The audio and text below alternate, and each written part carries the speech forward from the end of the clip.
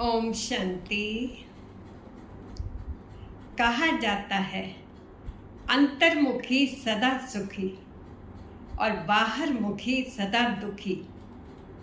हमारा मुख इस सारे शरीर में मुख्य पार्ट है।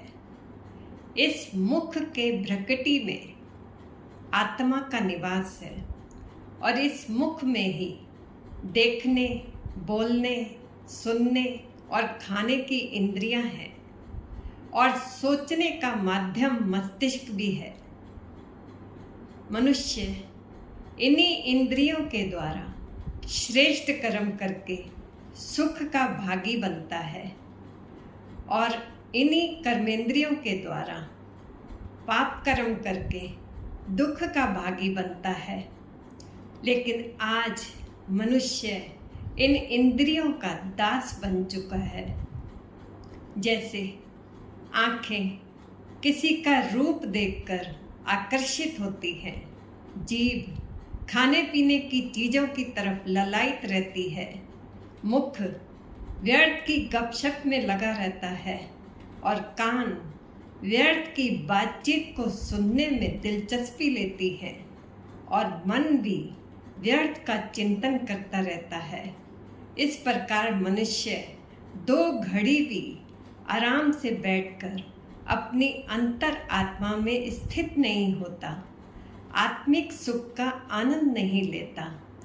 ऐसे बाहरमुखी मनुष्य को कभी भी स्थायी शांति नहीं मिल सकती।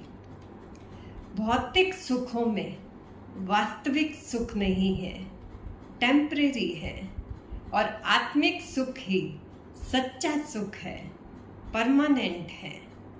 दुनिया में इतनी इन्वेंशन हुई मनुष्य को सुखी बनाने के लिए, लेकिन इन सभी भौतिक सुखों के बीच रहते हुए भी आज मनुष्य दुखी है।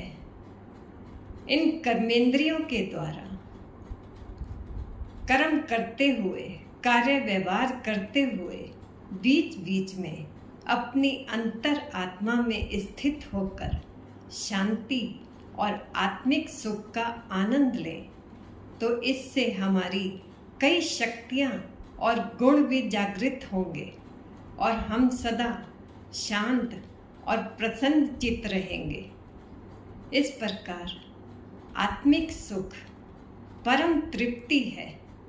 हमारे सारे अवगुण इसमें समाप्त हो जाते हैं।